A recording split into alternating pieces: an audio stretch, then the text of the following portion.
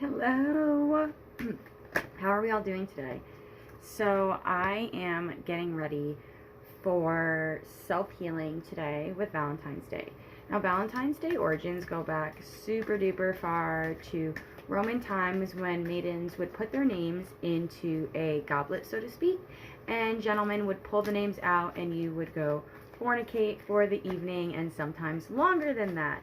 So that is where all of this love comes from. Now, when the Christian power took over, we are sent into this time where instead of maidens' names being put into the goblet, young men would draw saints' names from the goblet and study that saint for the time to come. So we do have some connections to Roman festivals when it comes to Valentine's Day.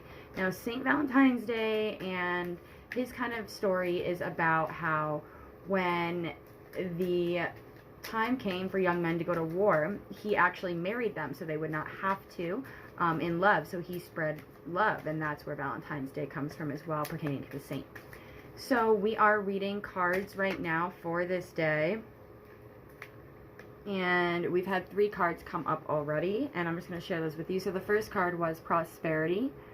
I have such a bad glare.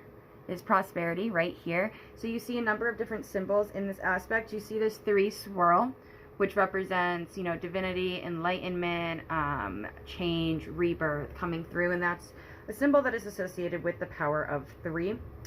We also see a pomegranate here, which has a lot to do with the seeds of life, fruit, all of that coming into being, okay? After that, we have opulence coming to play.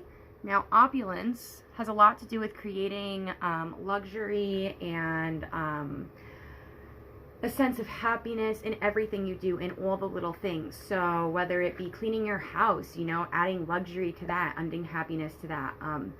If you were treating yourself to, like myself, a latte today, I treated myself to my favorite latte. So I was able to feel that joy in doing something for myself that has to do with my self-love. Okay? And then our final card right here is going to be divination. And this, obviously, this card means a lot to me. It is who I am. But if you're here and you follow me, this also has a lot to do with you as well. Because you are moving through these divination rituals, as we are even doing right now in front of us. So we have the prosperity card.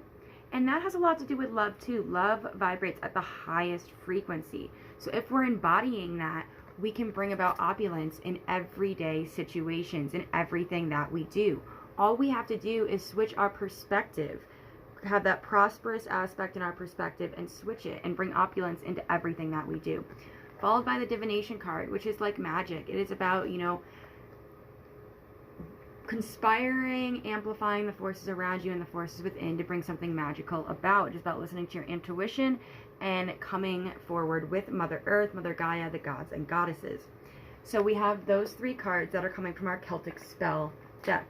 Now, I just wanted to pull an identification card for today, for the holiday, for all the essences that are coming about from our other deck. Now, my other deck is the Halloween Oracle, and I use this all the time, not just on Halloween, obviously. It is a card. Ooh. Wow, we have a bunch of cards that just came out, so we're going to honor all of those cards. First card is going to be Zombie, which has to do with relinquishing your control over what is to come. The second card is the sacredness of pausing, Winter. Yes. So when we pause, we are able to channel our intuition. We are able to bring about divination. Did anyone else just see that thing fly behind my head?